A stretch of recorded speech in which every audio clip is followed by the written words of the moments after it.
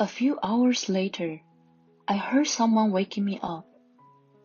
Hey, Erica, wake up! It was my husband. Well, come home. What are you doing? What? What are these appetizers? My parents are here and you bought these cheap appetizers. I told you to do it right today, didn't I? Yeah, that's what your father... Now get up and start cooking. I'll throw this stuff away. Hey! My name is Erica. I'm a 28-year-old office worker. I have a boyfriend named Sean. I met him at a blind date and he made a fierce approach to me. He was kind and funny and I was immediately attracted to him. Then, a year after we started dating, he proposed to me. The answer, of course, was yes. I was so happy that I was going to marry the man I loved so much. My parents also liked him and congratulated us on our marriage. His parents were also very nice people, and I knew we would have a very happy marriage life. After that, the wedding and the honeymoon went well, and we started our new life. I was very happy and enjoying my new life with my husband. Then I got pregnant. On top of being happy, another wonderful event, and I felt the greatest happiness in my life. My husband was also very happy about the baby. I'm going to work harder, he said. However, I think my husband had the wrong idea about working. Even though I was suffering from morning sickness, he was working a lot of overtime to increase his income. I was so worried about having a baby for the first time, and I wanted him to come home early if he could. But it was not easy for me to tell this to my husband, who was working hard for me and the baby. Then, when 6 months had passed and I entered a stable period in my pregnancy, I decided to take both paid and maternity leave to take a break from my work. But I guess that had the opposite effect for my husband. He seemed to think I was bored at home and didn't do any housework anymore. When we first got married, we were both working, so we shared the household chores. Also, when I got pregnant, he took the initiative to do the housework because he was concerned about my health. But when he started working more overtime, he helped with the housework less and less, and I had to do it all by myself. I was feeling quite stressed out, and one day I had a run-in with my husband. He didn't work overtime and came home early that day. Oh, welcome back. You're home early today. Yeah. By the way, what's for dinner? I'm sorry. I'm not feeling well, so I was lying down until just now. And I was going to start cooking now. I was able to come home early today, and how come there isn't any food? What? You're a stay-at-home wife, so you should do better. I'm trying my best to do things right. Besides, the reason I'm taking time off work is because I'm pregnant and not feeling well. You should at least understand that. Are you saying it's my fault? Don't blame me for your own inadequacies. I didn't say it like that. I'm just saying that we are a couple and we need to support each other. What I want from you right now is not to work as hard as you do. I want you to be here for me and help me with the housework as much as possible. In short, you want to slack off. What? Why is that?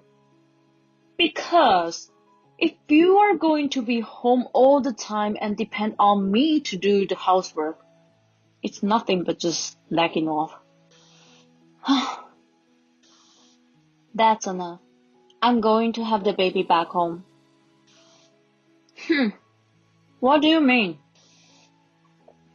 I'm saying I'm going home to my parents for a while. I'm not coming back here until the baby is born. When I said that, my husband said, "Oh, really? Do whatever you want." And he stormed out of the house. I felt sad and wondered why it went so wrong. I cried alone in the house. I wondered if I would be happy to give a birth in this situation. After that, I went back to my parents' house and took it easy with their support. It seemed that I had been under a lot of stress. After resting at my parents' house, my physical condition improved considerably. Then, about 2 months after I started living at my parents' house, my husband and in-laws suddenly came to visit. I hadn't had any contact with my husband since I went back to my hometown, so I was puzzled by the fact that they came out of the blue. Apparently, they wanted to apologize to me. It seems that my in-laws had come to the house where my husband and I live because they were worried about my health. They were surprised to see that I was gone. Then when they asked my husband what was going on there, he told them that I had gone back to my hometown after a fight. They grabbed my husband by the neck and came to my parents' house. Erica, I'm really sorry about our stupid son. We gave him a big lecture. He doesn't understand how hard and painful pregnancy is. Come on, you apologize too. Erica, I'm sorry. My husband bowed his head saying apologize. It's okay. I'm sorry I got emotional too. And we were able to reconcile.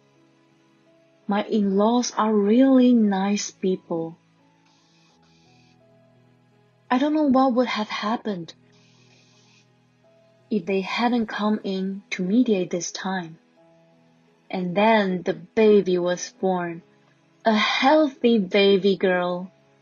My husband was very happy about the birth of our daughter. I took her with me back to the house where I lived with my husband. After maternity leave was over, I took a childcare leave and devoted myself to raising my baby. But taking care of the baby was harder than I had expected. My daughter cried a lot at night. Because of this, I could hardly sleep at night. I woke up in the morning exhausted, made lunch for my husband, and did housework. One day, I reached my limit. I fell asleep with my daughter while I was putting her to bed. It was already nighttime and my husband woke me up. "Oh, I'm sorry. I knew I was in trouble. I hadn't prepared anything for dinner. He might get angry at me like he did before." My husband gave me an annoyed look, but didn't get mad. He said, "Next Saturday, my parents are coming to celebrate the birth of the baby, so you better be on top of things then." I remembered that my mother-in-law had contacted me just before. "It's already coming up next week." I was concentrating on taking care of my baby, and the day of the celebration came in the blink of an eye. Well, I have to go to work in the morning. Okay. Make sure to prepare a decent meal for my parents, okay? Yes, I will. Although my husband don't get angry anymore. He still seems to underestimate the difficulties of taking care of a baby. After he left for work, my daughter had just fallen asleep and I was ready to start cooking. Then suddenly the doorbell rang. Who is in the world at this time? I answered. And to my surprise, it was my parents-in-law. What happened? You were supposed to come over this afternoon, weren't you? I'm so sorry coming all of a sudden. I was just thinking that you must be trying very hard to make a feast. Look, I bought appetizers, so we can all eat this together. Oh, he picked them out and brought them for you. Oh, really? Thank you. That's when my daughter started crying. Apparently, the sound of the doorbell woke her up when the in-laws came over. Oh my gosh, I'm so sorry we woke her up. Erica, is she crying a lot at night? How do you know? Sean cried a lot too, so I thought she might be like that too. Then, Erica, you haven't slept much, have you? I'll take care of her. You can get some rest in the meantime. Get some good rest. I'll go and buy the booze and other drinks. Let me know if you need anything else. Thank you for everything, Mother and Father. So I decided to listen to them and get some rest. I lay down on the couch and slept.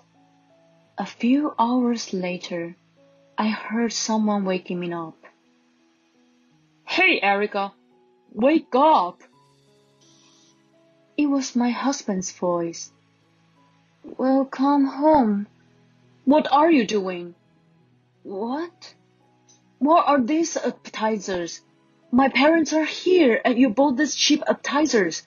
I told you to behave today. Oh, that's your father? Now get up and start cooking. I will throw this stuff away. Hey! My husband grabbed the appetizers and was about to throw them away, so I tried to stop him. There's no way I can serve this to my mom and dad.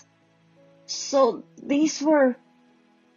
I was about to explain when I heard a loud voice behind me. Hey, what are you doing? It was my father-in-law's voice. Apparently, he just got home. My mother-in-law, who went for a walk with my daughter, was also with him. Hi, Dad. Listen to me. I told her you were coming today, but she slept in and didn't even cook. And she tried to cover it up by buying these cheap appetizers. I'm going to throw this away, so just wait a little longer. I'll have Erica cook something now. Your father bought those.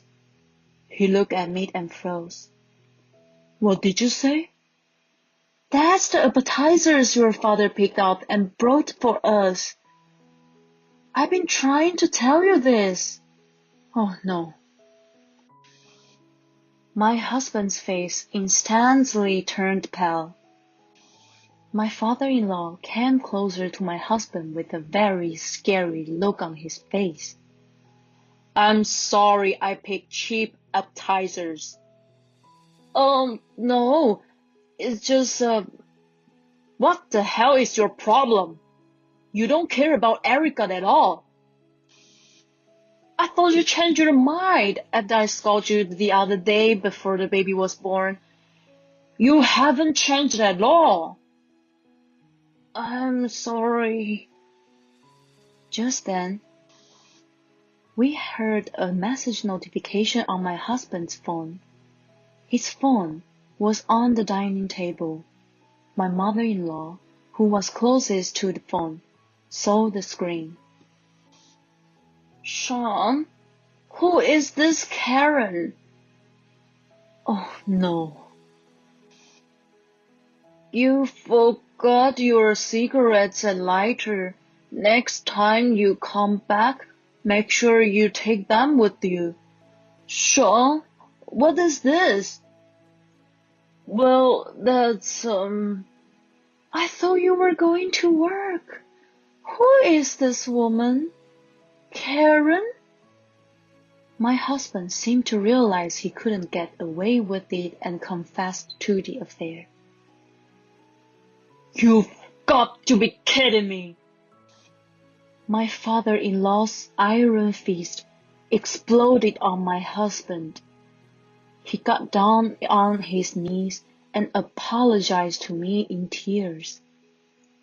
Well, it was just a case of the devil getting the better of me. He tried to excuse himself, but I couldn't trust him anymore. I can't do this anymore. Please, let's divorce. Oh, no. My in-laws say, of course you should get a divorce. I'm sorry for all the trouble my stupid son has caused you. They apologized. I'll make him do whatever you want about the divorce. With that, my parents-in-law took my husband out of the house and went back to their house. Later, my parents-in-law came to my house with the divorce papers. They told me that they made my husband tell them about the affair. The adulterer was a junior employee of the same company. To my dismay, they had been having an affair since I was pregnant. He was not working overtime, but meeting secretly. I filed for alimony against my husband and the adulterer, and child support for my husband. Since my in-laws were with him, my husband could reject and agree to my demands. So, we got divorced. My ex-husband was told by his parents that they would pick his rotten guts off. My ex-husband is forced to live a life of daily surveillance, going back and forth between work and home.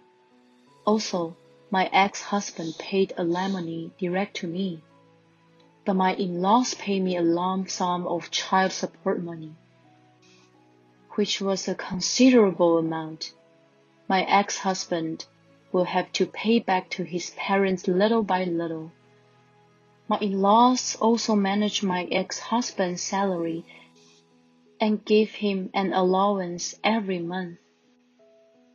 It's a very inconvenient life, but it's all his fault. On the other hand, I returned to my parents' house, and with the help of my parents, I went back to work. My daughter has grown up so well, and she makes me happy with her cute smile every day. I will continue to work hard for her and take good care of her. Thank you for watching. Please subscribe to the channel if you like. See you next time.